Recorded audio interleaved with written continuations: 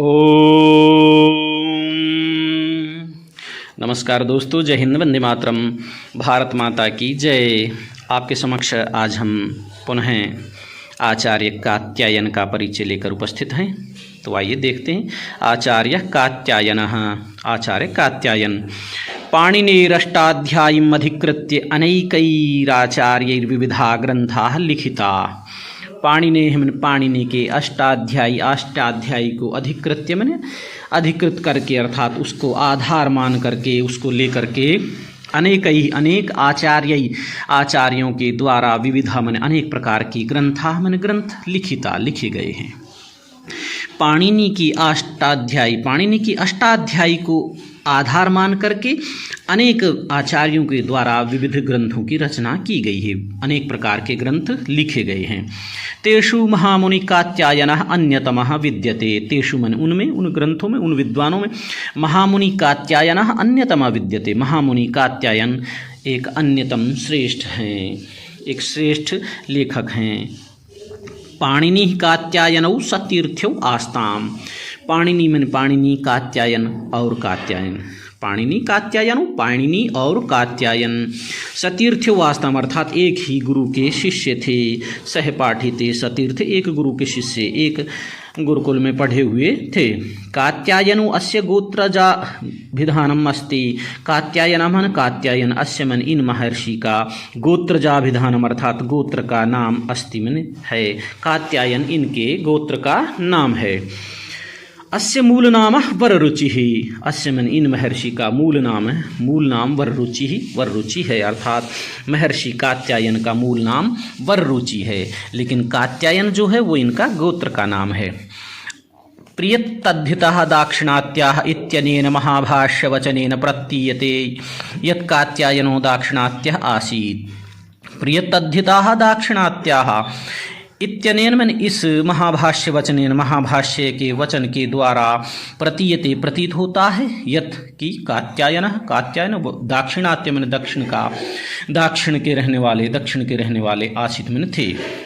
प्रियतद्धिताः दाक्षिणात्याः, इस महाभाष्य के वचन के अनुसार ऐसा प्रतीत होता है कि कात्यायन जो है दक्षिण के रहने वाले थे। असौ मुनि, ये मुनि स्वकीय गोत्र नाम नैव प्रसिद्धिम अभलभत। असौ मन इन्होंने, इन मुनि ने अपने गोत्र, स्वकीय गोत्र नामना एवं अपने गोत्र के नाम से ही प्रसिद्धि को प्राप्त किया, अर्थात इन्होंने अपने गोत्र के नाम की प्रसिद्धि प्राप्त की, अर्थात गोत्र के नाम से ही प्रसिद्ध हुए। अस्य वार्तिक ग्रंथो निम्नांकितैर्वार्तिक लक्षणैः परिपूर्णो अस्ति। अस्य मन इनके वार्तिक ग्रंथ निम्नांकित वार्तिक लक्षण, वार्तिक के लक्षणों के द्वारा परिपूर्ण है। इनका जो है वार्तिक ग्रंथ निम्नांकित वार्तिक लक्षण के द्वारा पूर्ण होता है या पूर्ण है। यथा जैसे उक्तानुक्त दुरुक्तानां चिंता यत्र प्रवर्तते तम ग्रंथम वार्तिकम प्राहु वार्तिकज्ञाः मनीषिणः। यह श्लोक के द्वारा इनकी जो है वार्तिक लक्षण इन्होंने प्रस्तुत किया है। कात्यायनस्य वार्तिक पाठः पाणिनि व्याकरणस्य एकं महत्वपूर्णम् अंगं वर्तते।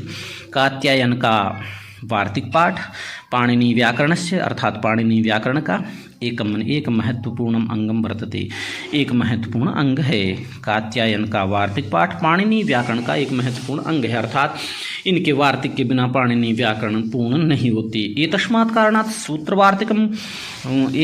कारणात् सूत्रवार्तिककारयोरालोके नान्यत् किमपि व्याकरणं प्रादुरभूत्।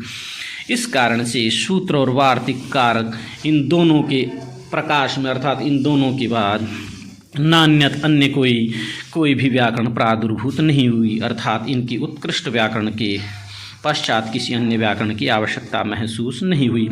महामुनि कात्यायन महाकविरपि आसीत्। महामुनि कात्यायन महाकवि अपि मन भी आसीत् मन थे, अर्थात महामुनि कात्यायन महाकवि भी थे। अस्य इनके स्वर्गारोहणम् इत्याख्यस्य काव्यस्य वैशिष्ट्यम् अनेकेषु ग्रंथेषु वर्णितं दृश्यते। इनका स्वर्गारोहण नामक काव्य का विशिष्टता, उनका वैशिष्ट्य अनेकेषु ग्रंथेषु, अनेक ग्रंथों में वर्णित किया गया है। अर्थात इनका स्वर्गारोहण नामक जो ग्रंथ है वो बहुत विशेष ग्रंथ है, उसकी जो है चर्चा अनेक ग्रंथों में की गई है। तद्यथा, और वह इस प्रकार से की गई है, इस श्लोक के माध्यम से देखते हैं।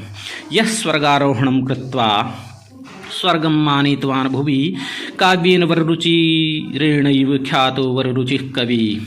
यह स्वर्गारोहणम कृत्वा स्वर्गम मानितवान् भुवि काव्येन वररुचिरेणैव ख्यातो वररुचि कवि। अर्थात जो स्वर्गारोहण करके स्वर्ग को ही इस पृथ्वी पर ले आए, ऐसे श्रेष्ठ काव्य के द्वारा जो है महाकवि अर्थात कात्यायन वररुचि जो है प्रसिद्ध हुए। तो इस प्रकार से आपने यह महर्षि कात्यायन का परिचय पढ़ा। आपका पुनः पुनः धन्यवाद।